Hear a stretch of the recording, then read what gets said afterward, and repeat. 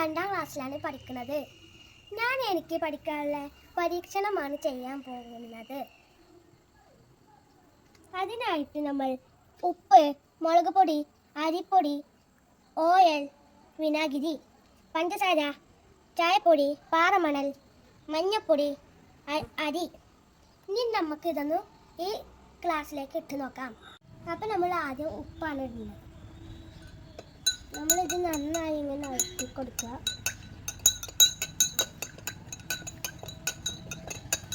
ഇത് നന്നായി ഇളക്കിയിട്ടുണ്ട്.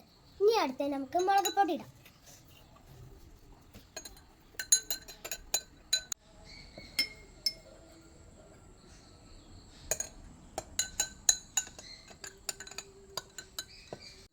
ഇതും നന്നായി ഇളകിയിട്ടുണ്ട്.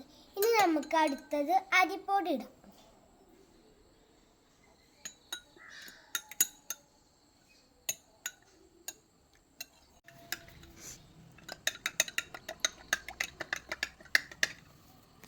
ഇത് നന്നായി ഇളകിയിട്ടുണ്ട്. ഇനി നമുക്ക് അടുത്തത് ഓയിൽ ഇടാം.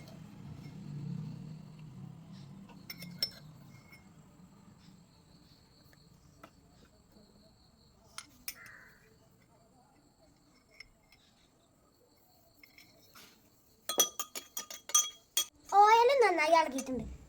അടുത്തത് നമുക്ക് വിനാഗിരി ഇടാം.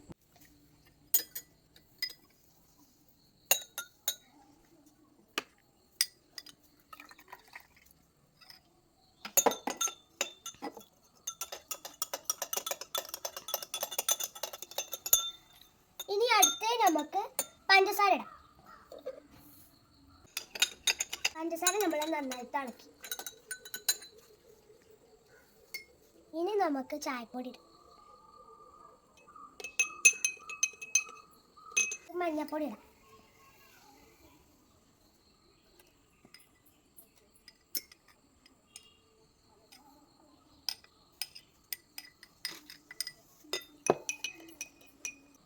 ഇനി നമുക്ക് അരി ഇടാം.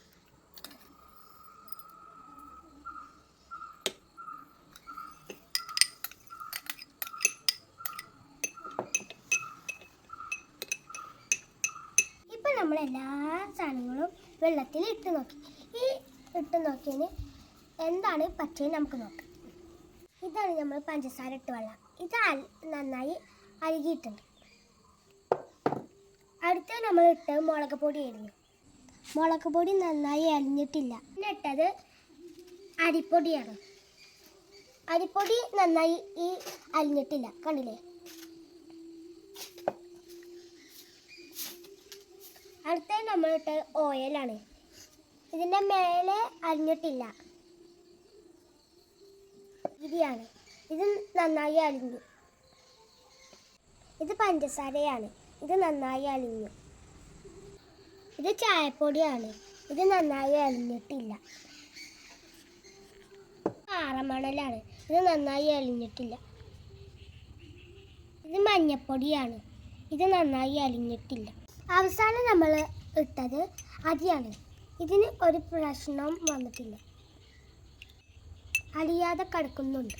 ഇതിൽ നിന്ന് നമുക്ക് മനസ്സിലാക്കാൻ പറ്റുന്നത് എന്താണ്? നമ്മുടെ ചുറ്റുപാടും വെള്ളത്തിൽ അലിയുന്ന വസ്തുക്കളും അലിയാത്ത വസ്തുക്കളും ഉണ്ട്. നമ്മുടെ ചുറ്റുപാടിൽ ഒരുപാട് വസ്തുക്കളുണ്ട്. അവയിൽ ചിലത് വെള്ളത്തിൽ അലിയും, ചിലത് വെള്ളത്തിൽ അലിയില്ല. എല്ലാവർക്കും നന്ദി, നമസ്കാരം.